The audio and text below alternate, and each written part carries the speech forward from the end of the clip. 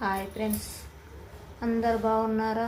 నేను బాగున్నాను. మీరు అందరు బాగుండాలి, అందులో నేను ఉండాలి, భగవంతుణ్ణి మనస్ఫూర్తిగా కోరుకుంటున్నానండి. నాకు 3 అమ్మాయిలు. పెద్ద అమ్మాయి పెళ్ళి అయింది, రెండవ అమ్మాయి పెళ్ళి అయింది. వీళ్ళిద్దరు పెళ్ళిళ్ళు అయినప్పుడు బాధ అనిపించలేదండి అసలు.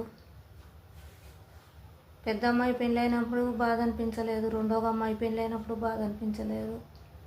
మా చిన్న అమ్మాయి పెళ్ళి అయింది కదా, ఇప్పుడు నరకం అంటే ఏందో అర్థమవుతుంది ఫ్రెండ్స్. ఒక్క అమ్మాయి తర్వాత ఒకరు.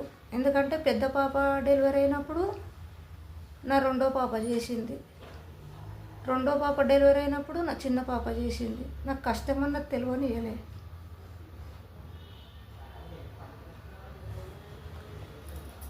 కానీ ఇప్పుడు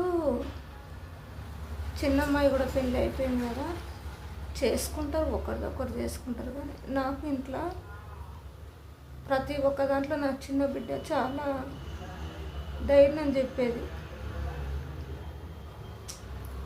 అదే ఇంట్లో ఏదన్నా మా ఆయనకు నాకు గొడవలు అయినా ఎందుకు అట్లా చేసుకొని ఇద్దరు బెదిరించేది, ఇద్దరిని తిట్టేది. ప్రతి ఒక్కటి ముందుకు తిరిగి మగోన్లాగా చేసుకొచ్చింది నా చిన్న బిడ్డ.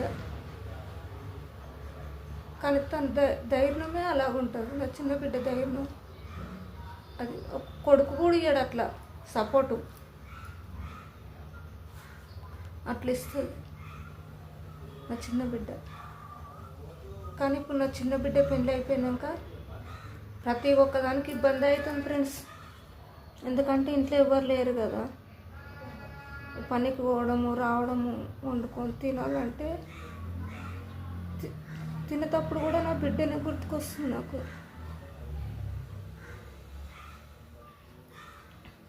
అంటే చిన్నవారికి బరువు బాధ్యత చాలా ఉంటుంది, పెద్దోళ్ళకి అంత ఉండదు.